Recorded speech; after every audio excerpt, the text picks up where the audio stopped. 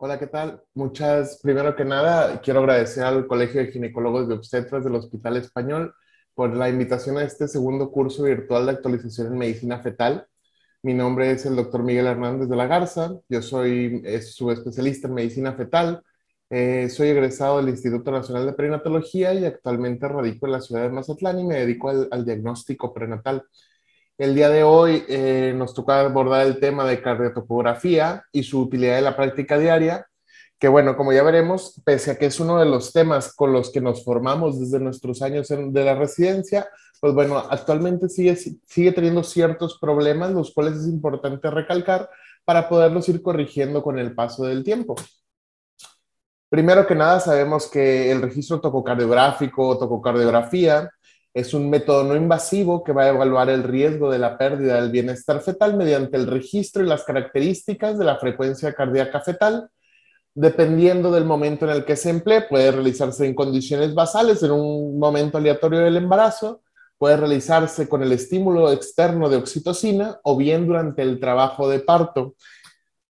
Su objetivo principal va a ser el de identificar a los fetos que tengamos riesgo de muerte o de asfixia y obviamente permitir una intervención oportuna para prevenir estas complicaciones en nuestras pacientes. Cuando hablamos de bienestar fetal, queremos dos condiciones principales. Una es que tengamos un feto bien oxigenado y segundo, que contemos con una madre hemodinámicamente estable. Ahora, con eso inferiríamos que pues contamos con un adecuado gasto cardíaco, con una presión arterial normal, que nuestros niveles de hemoglobina están bien, que el transporte de oxígeno está normal, que tenemos un flujo uteroplacentario y una función placentaria correcta y que obviamente la sangre está llegando de manera adecuada a nuestro feto.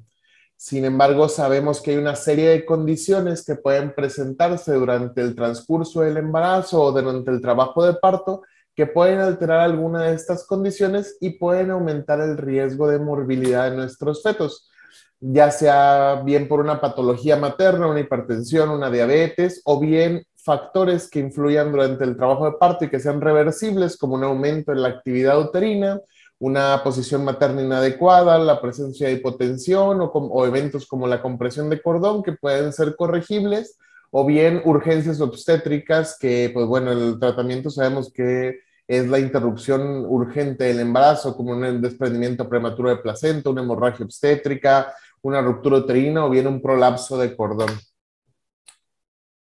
Cuando se encuentran en el periodo de vida fetal, nuestros fetos tienen una serie de mecanismos que están encaminados a protegerlos ante situaciones de estrés. Este conjunto de mecanismos se conocen como reserva fetoplacentaria, por lo cual, si bien el registro tococardiográfico no nos permite evaluar cada uno de estos en específico, sí al tomarlos en cuenta y al poner el contexto clínico de nuestra paciente, nos puede ayudar a darnos una idea de cómo está la respuesta de nuestro bebé. Por lo cual, al momento de nosotros tener un insulto o un periodo de hipoxemia, pueden ocurrir una de dos cosas. La primera, que hay una adaptación fisiológica cuando nuestros mecanismos de reserva placentaria están íntegros y pueden llevar a sobrepasar el insulto, o bien una descompensación cuando se ven sobrepasados por ese insulto o el insulto es muy prolongado. ¿De qué eventos adversos estamos hablando? Pues obviamente los principales eventos adversos que queremos prevenir es la muerte fetal y la acidosis metabólica en el periodo fetal. Y durante el periodo neonatal, obviamente, resultados indeseables son la muerte neonatal, la asfixia, el daño renal, daño a órgano blanco, enterocolitis necrotizante, hemorragia intracraneal, crisis convulsivas o parálisis cerebral. Ahora, ¿qué factores de riesgo vamos a tener para que nuestros pacientes puedan desarrollar alguna de estas complicaciones? Pues la verdad es que cualquier cosa diferente a normal, tanto en nuestra mamá como en nuestro bebé, pues nos puede dar un factor de riesgo para que esto pueda ocurrir, ya sea en embarazos postérminos, aquellas mamás con patología agregada, como mencionábamos previamente, en los casos de las hipertensiones durante el embarazo, la preeclampsia, la hipertensión pregestacional, la diabetes, diabetes gestacionales, rupturas, mamás con antecedentes de patología obstétrica o morbilidad obstétrica en embarazos previos, como aquellos que tengan abortos recurrentes, mamás isoinmunizadas o aquellos fetos, por ejemplo, que tengan una disminución en nuestros movimientos fetales, que durante el embarazo desarrollaron una restricción del crecimiento intrauterino, la presencia de oligo o polidramnios, el hecho de que sea un embarazo múltiple o que se desarrolle un trabajo de parto pretérmino, pues todos estos son factores que nos pueden aumentar el riesgo de esas complicaciones. Y ahí, por ejemplo, es que cobra especial importancia la vigilancia del trabajo de parto y la evaluación del embarazo mediante el registro tococardiográfico, ya que si recordamos, la gran parte de las causas de hipoxia perinatal van a ser de origen intrauterino, por los cuales los cambios en el registro tococardiográfico van a ser un signo temprano de insuficiencia uteroplacentaria, por lo cual nos dan una ventana de acción para poder intervenir en las repercusiones hacia nuestro binomio. Dentro de la semana comentábamos con la doctora que de casualidad veíamos en redes sociales, se había publicado un caso clínico. Y pues bueno, se pedía la opinión, ¿no?, de los demás compañeros médicos para poder ver. Les digo que muchas veces un tema como el registro tococardiográfico asumimos que es algo que ya va implícito con el hecho de que todos, o sea, va implícito el hecho de que todos entendemos y aplicamos lo mismo. Pero si se fijan, por ejemplo, al momento de leer los comentarios, la verdad es que nos da un panorama de lo que pasa en la vida diaria, vaya. O sea, la verdad es que aquí al menos hay 3, 4 respuestas diferentes. No estoy hablando de que unas estén bien, unas estén mal. Sin embargo, por alguna razón, no estamos hablando el mismo idioma. Y obviamente el no hablar el mismo idioma, pues dificulta la comprensión y la intervención en nuestros pacientes. Por lo cual, lo primero que tenemos que hacer es entendernos y hablar todos en el mismo idioma. Ahora, con una prueba que lleva tanto tiempo, la verdad es que es muy difícil, ya que antes había tratados completos de registro tococardiográfico, había descripción de ondas, su interpretación clínica, qué había que hacer. Y durante el paso del tiempo, obviamente, ha habido criterios que se han ido eliminando, hay criterios que han ido incluyéndose. Y bueno, en una prueba que tiene tanto tiempo, pues es inevitable que haya discrepancia en los conocimientos que tenemos cada uno, dependiendo de nuestra época cuando iniciamos nuestra formación. Por eso es importante recalcar o repasar al menos un poco los criterios que tenemos que tener al momento de evaluar o de encontrarnos ante un registro tococardiográfico. Primero que nada, tenemos las dos primeras cosas que tenemos que evaluar, es la integridad y la duración de nuestro trazo. Tenemos que tener una duración al menos de 20 a 30 minutos, lo mínimo son 20 minutos, y que la integridad de nuestro trazo sea de al menos mayor al 85%. ¿Esto qué es? Pues que no esté interrumpido nuestro trazo, que no se haya cortado el papel. Sabemos que si nos dan un pedacito de papel pequeñito, pues bueno, eso no es interpretable.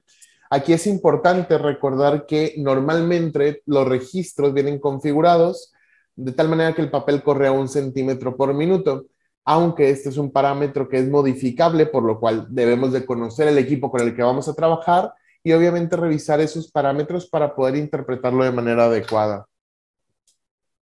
Lo primero que debemos evaluar es en la parte inferior de nuestro registro, ver si hay presencia o no de actividad uterina. Esto nos va a dar un panorama más amplio, ya que aunque no conozcamos el contexto de nuestra paciente, vamos a saber si nos encontramos con una paciente que se encuentra en trabajo de parto o una paciente que no esté en trabajo de parto.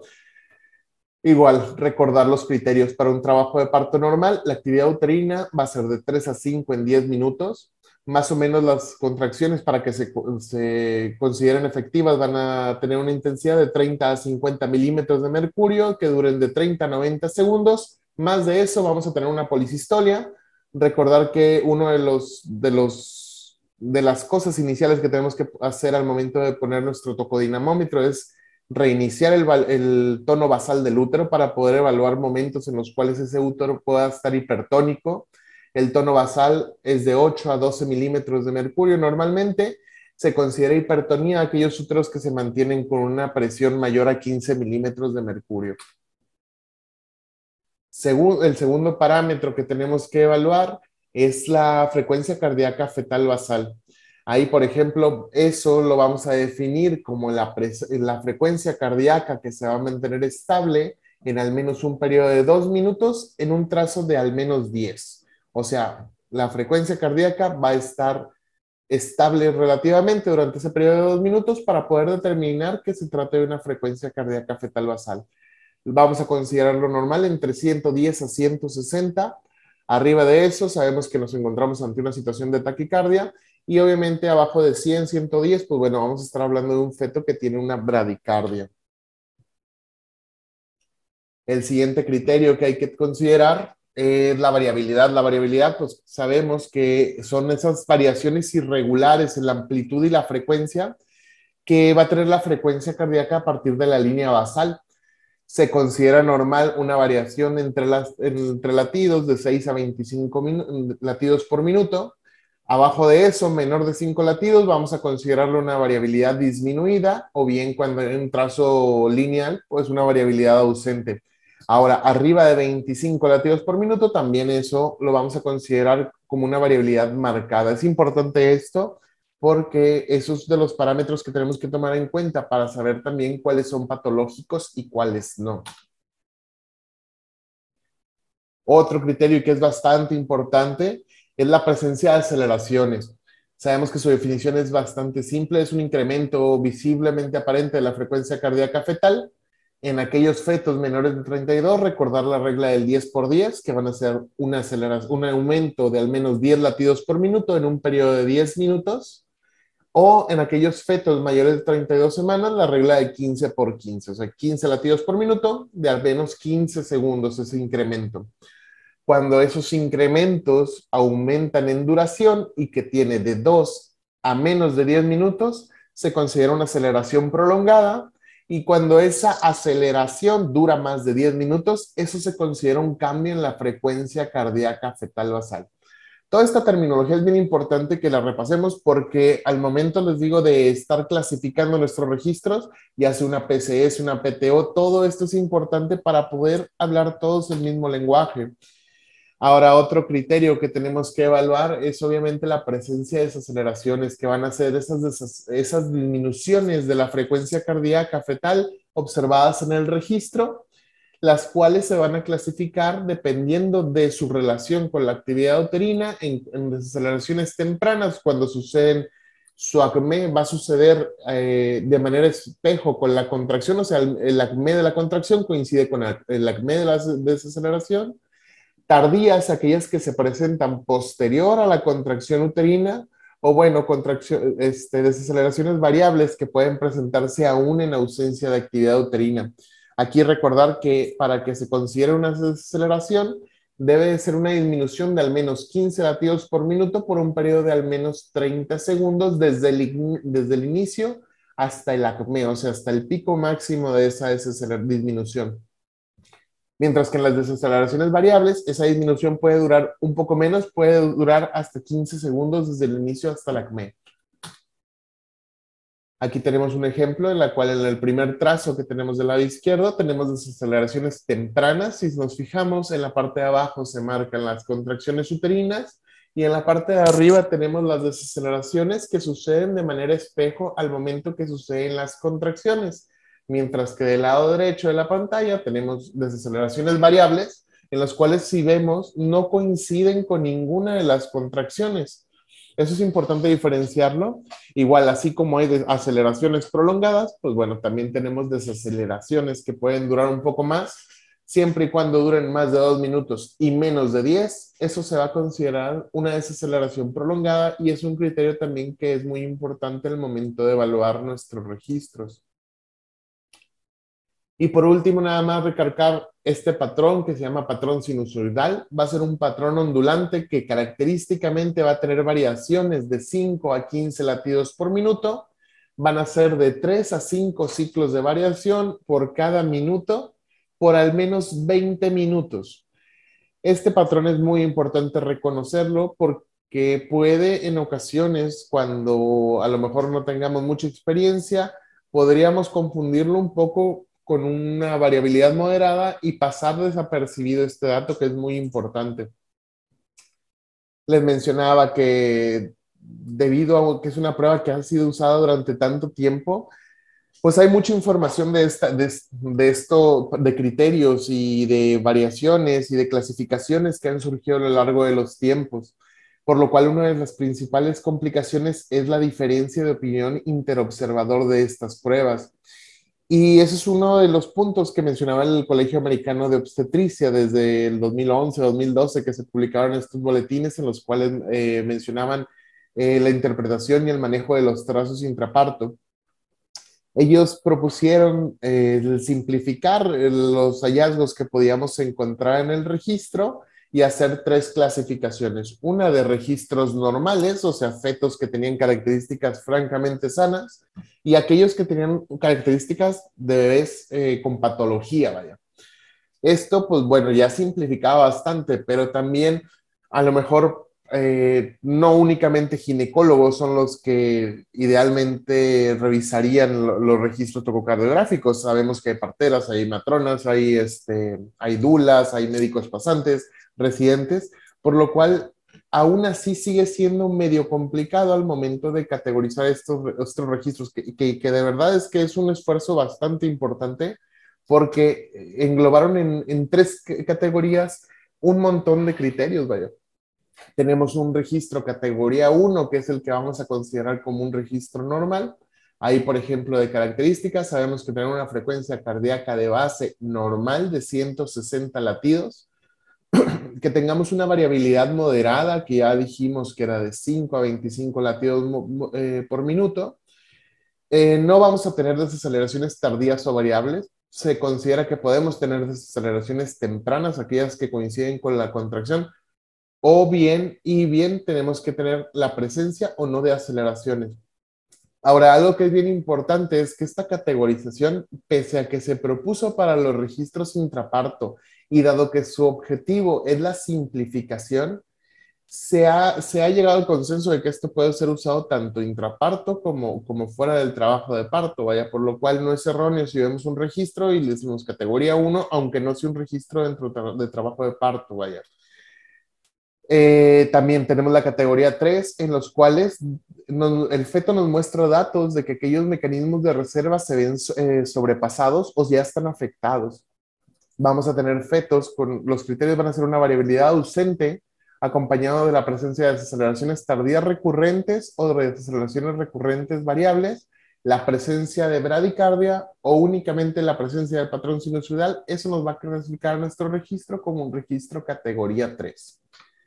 Y bueno, el registro categoría 2 va a ser aquello que tenga todos los criterios que no vayan a caber ni en el categoría 1 ni en el categoría 3, que son los patológicos, que puede ser, por ejemplo, una bradicardia no acoplada a la variabilidad ausente, o taquicardia, que tengan variabilidad mínima, sin desaceleraciones recurrentes. Vaya, es una combinación de todos aquellos hallazgos que no cumplen los criterios completos para hacer un registro categoría 1 o categoría 3. Les digo, ya aquí la ACOF, la verdad es que había hecho un esfuerzo muy importante. Esto simplificó mucho la interpretación de los registros, pero aún así seguía habiendo ese problema. ¿Por qué? Pues porque la información no llegaba igual a todos, no todos entendían o no todos podíamos tener acceso a la información de estos criterios, o la formación era diferente en los diferentes países. Entonces, recalcando este punto del problema que representaba la diferencia en la opinión de los médicos al momento de interpretar un registro, en el 2015 la FIGO lanzó este consenso de monitorización intraparto en el cual simplificaba aún más nuestros registros. Y la verdad es que esta es la clasificación más sencilla que podemos tener para poder interpretar los registros al momento de tenerlos enfrente. Vamos a tener tres categorías, una que se llama normal, otra que se llama sospechosa y otra que se llama patológica. Mismos tres niveles de la ACOG, 1, 2 y 3. Aquí le pusieron normal, sospechosa y patológica. La normal, tenemos que tener una frecuencia cardíaca fetal dentro de lo normal, de 110 a 160, que tengamos una variabilidad moderada de 6 a 25 latidos, que no tengamos desaceleraciones recurrentes, y esto lo vamos a interpretar como un bebé sano, un bebé sin riesgo de asfixia o con riesgo de hipoxia, ¿de acuerdo? Tenemos nuevamente aquellos registros patológicos en los cuales podemos tener cualquiera de estos criterios, ya sea bradicardia por abajo de 100 latidos por minuto, que tengamos una variabilidad disminuida por un periodo de al menos 50 minutos o una variabilidad aumentada por más de 30 minutos, o bien la presencia de un patrón sinusoidal por mayor de 30 minutos. Ahora, también se puede tomar como criterio de patología aquellas desaceleraciones recurrentes o prolongadas que duran más de 30 minutos con una variabilidad normal, o 20 minutos con una variabilidad disminuida, o que tengan desaceleraciones prolongadas por más de 5 minutos.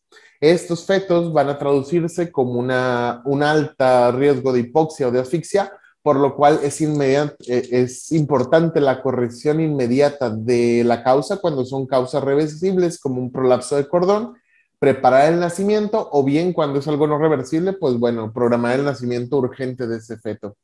Y bueno, todos aquellos registros que no encajen en estas categorías de normal y patológica van a ser registros categoría 2 o registros sospechosos. Esos tienen un bajo riesgo de hipoxia, no tienen datos francos de que el bebé esté sufriendo, por lo cual, dependiendo del momento en el cual estemos realizando nuestra prueba, podemos emplear diferentes maniobras. Uno es que si no estamos durante el trabajo de parto, podemos auxiliarnos de una prueba de estimulación vibroacústica para ver la respuesta del feto a nuestra estimulación. Si tenemos a la mano un ultrasonido, pues bueno, podemos realizar un perfil biofísico y complementarlo con nuestro registro, o bien si estamos dentro del trabajo de parto, echar mano de aquellas maniobras de reanimación uterina que ya conocemos.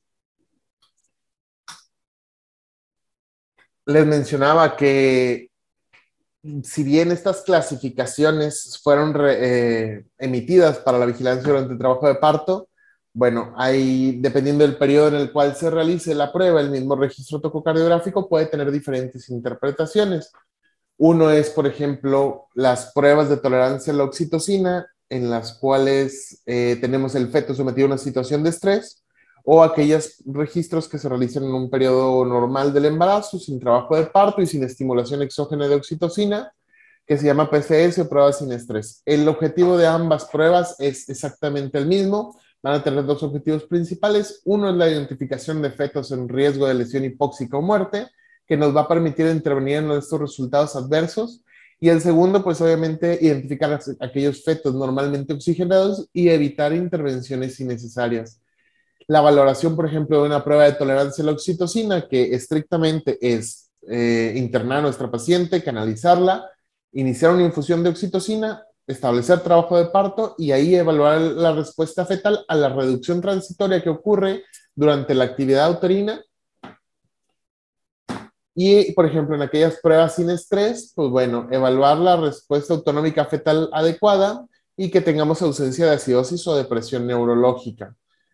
Por ejemplo, pese que la PTO es una prueba que se podría considerar que es de las que tiene mayor evidencia y que es un poco más predictiva a largo plazo, tiene la desventaja que, bueno, pues necesitamos la estimulación de la paciente con oxitocina, por lo cual no es una prueba que se pueda realizar en el consultorio. Generalmente hay que realizar en ambientes hospitalarios y que pues obviamente tiene contraindicaciones específicas, como por ejemplo en los casos de placenta previa. Es bien importante que al momento de evaluar o interpretar recibir un reporte de estas pruebas, veamos que cumplan con los requisitos para que sean tomados en cuenta. Por ejemplo, en el caso de las pruebas de tolerancia a oxitocina, lo primero que tenemos que ver es que sea un trazo continuo y que tenga un trabajo de parto, o sea, de 3 a 5 contracciones al menos en 10 minutos. Estas, por ejemplo, cuando se estimula con oxitocina, vamos a clasificarlas como negativas o positivas. Negativas van a ser aquellas en ausencia de desaceleraciones tardías o variables, y positivas cuando el bebé presenta datos de deterioro, o sea, desaceleraciones tardías recurrentes o variables.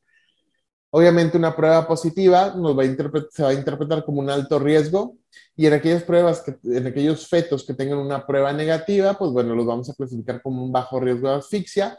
Se dice que, por ejemplo, hasta un periodo de 7 días nos puede garantizar que ese bebito vamos a estar tranquilos con él y que no va a tener algún riesgo. Les digo, estas son pruebas de tolerancia a la oxitocina, los cuales normalmente no, las pacientes no se quedaban a parir ahí, que podría considerarse similar a una prueba intraparto. Sin embargo, el contexto es un poco diferente.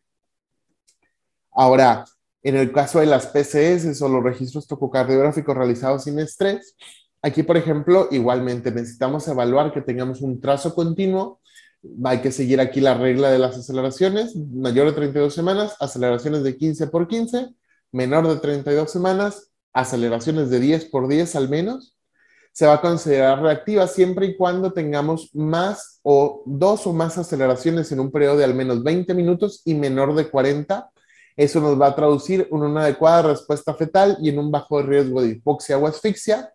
Se menciona que, por ejemplo, 2 PCS predicen una PTO negativa, puede ser, y pues bueno, una PCS no reactiva, aunque la variabilidad sea normal, siempre y cuando no tenga dos aceleraciones en 40 minutos, se va a clasificar como una no reactiva. Ahí es cuando les mencionaba que podemos echar mano de otras pruebas auxiliares, como una prueba de estimulación vibroacústica.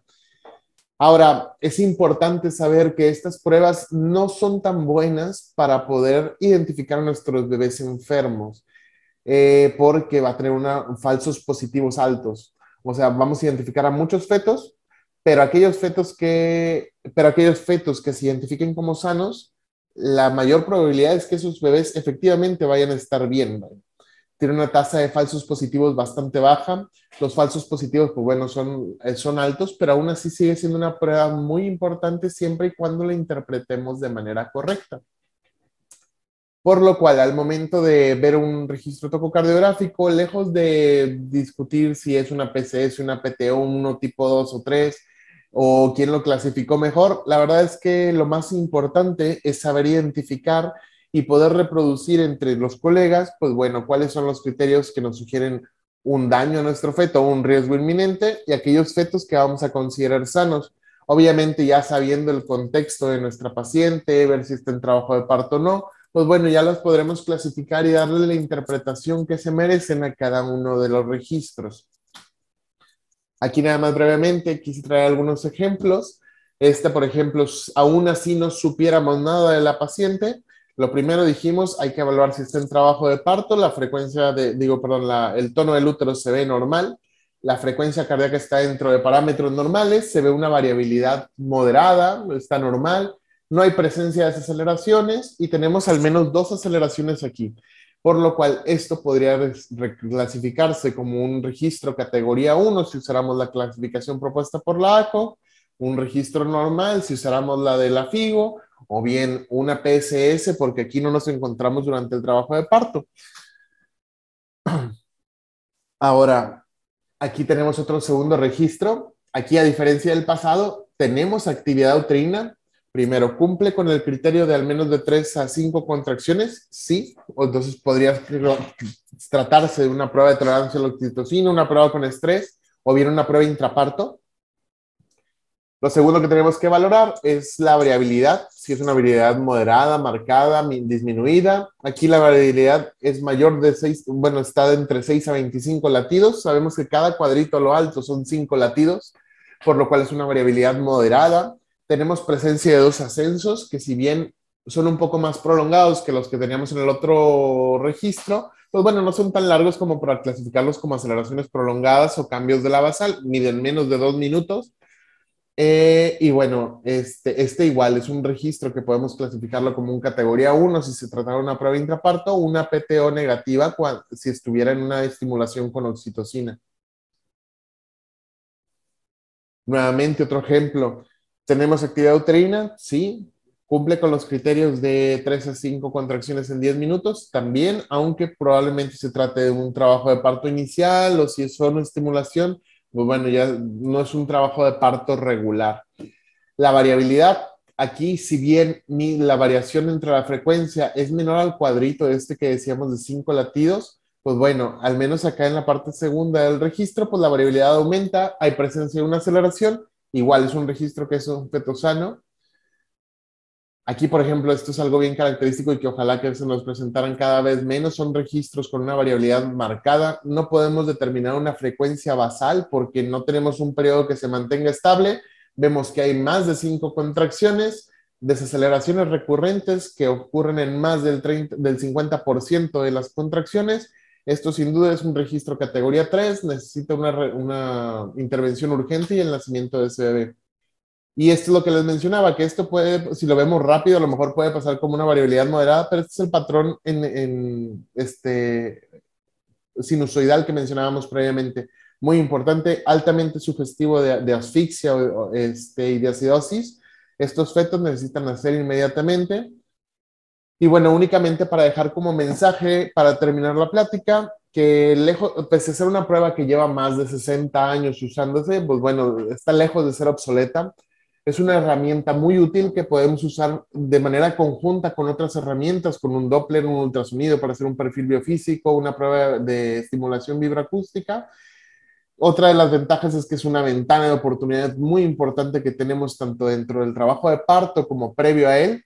Y obviamente una cosa que es bien importante es que la educación médica continua, el seguir reproduciendo, esto, digo, repitiendo estos conceptos, el transmitirlo a nuestros estudiantes, a nuestros residentes, pues es parte muy importante para que todos sigamos hablando el mismo idioma y que obviamente las intervenciones que se van a realizar tanto en nuestros pacientes dentro del trabajo de parto como durante el embarazo sean las adecuadas, evitar intervenciones innecesarias y pues obviamente obtener el mejor resultado perinatal posible. Sin más por el momento, la verdad es que agradezco mucho la invitación y pues estoy atento a sus dudas. Muchas gracias.